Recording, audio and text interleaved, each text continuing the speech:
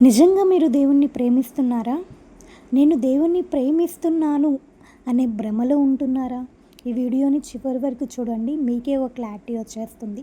ఈ రోజుల్లో ప్రేమ అంటే చాలామందికి శరీరక ఆకర్షణే అండి.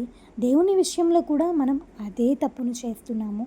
దేవుణ్ణి ప్రేమించడం అంటే కేవలం పాటలు పాడడం, ప్రభువా ప్రభువా అని పిలవడం అని అనుకుంటున్నారా?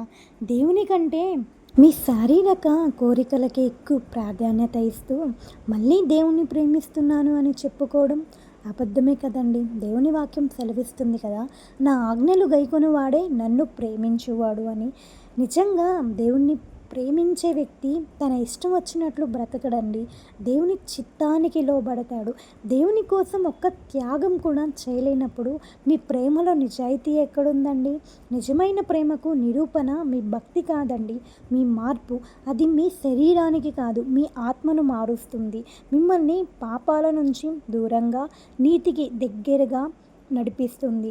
నిజమైన ప్రేమ అంటే దేవునితో సంబంధం, అంతేగాని మీ స్వార్థం కాదు.